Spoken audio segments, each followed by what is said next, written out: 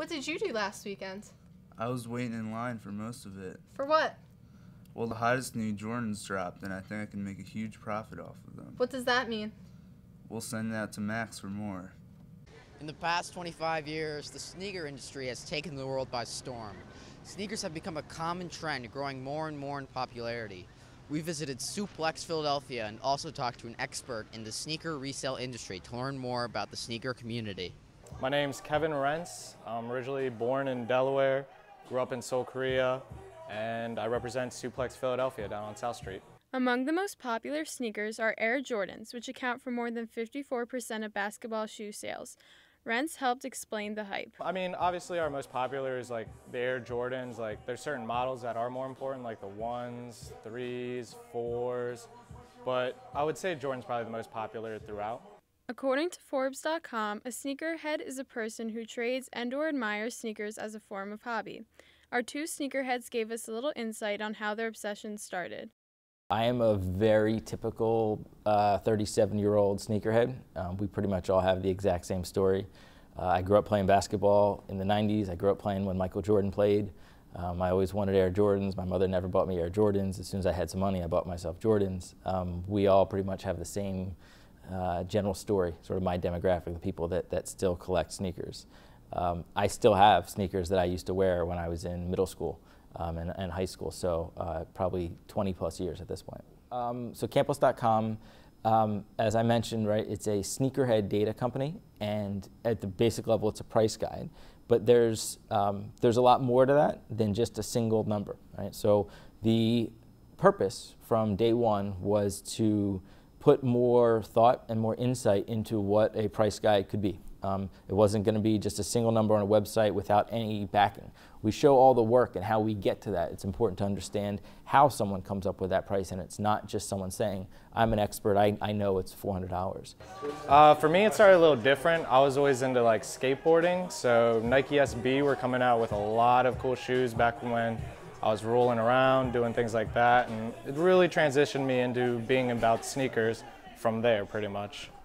I really think it's like a nostalgic factor that really started it off, just like a lot of people that when Jordans were real expensive throughout the 90s and so on, that they couldn't afford and buy all the Jordans that they wanted. But now that they're older, they're out here buying them, they produce a lot more, so they can just buy them up, and it's become almost like a trend, something cool that everyone wants to do.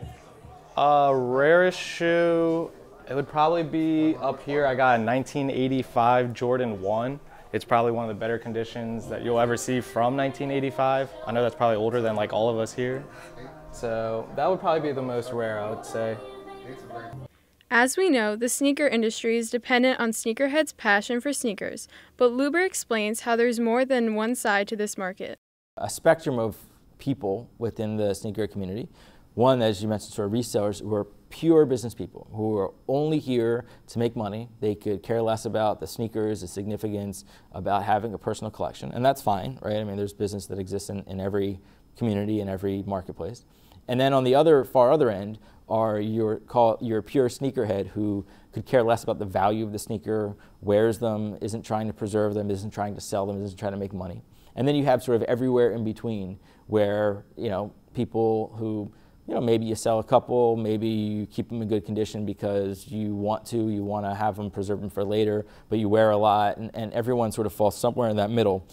Rentz himself is involved in the sneaker resale process. Most expensive one was like $1,800. It was a Jordan 23. It was like the bread colorway. It was the last of his like 23 model. I literally won it in a raffle at midnight in like 10-degree weather. It was weird, but it was a good payday. It only cost me, I think it was like $200. At $22 billion, the sneaker market is booming. But of all products, why are sneakers becoming so successful? Well, almost everybody has feet, right? So, and almost everybody has worn sneakers at some point in their life, right? So it's a pretty universal thing that people can get behind. Then there's two halves of it. There's the functional part, which is a lot less important to the growth of it, right? Sneakers provide whether you're playing basketball or whatever else, right? But it's fashion, right? And like anything else, like any other part of fashion, like any other part of consumer products in our society, there's always a need for more and different and to be different and to have different sneakers with different outfits, or to be able to distinguish that I have something that you don't. So in the last 5 years, the market has blown up. I mean, it is probably 3 times what it was in 2010, 2011. That rate of growth can't sustain. At some point, the rate of growth has to stop. And the rate of growth is slowing down. So it is growing less slowly than it has been, right? But it is certainly not decreasing in size. I think that we'll probably continue to see a nice, slow, steady growth before we are seeing somewhere in the area of 40 and 50% monthly growth compared to the previous year's month. Now it's more like 2 to 5% growth. Yeah, you definitely see like different movements and waves as like different trends go through. Like right now it's real popular with runners. So like New Balance, Asics, the Air Max 1 model, 90s. They've all become really popular as people try to find something else besides Jordans to wear, because everyone wants Jordans and everybody wants to be a little different, because that's what sneakers are all about. WHYY Young Journalist, I'm Max Warshaw.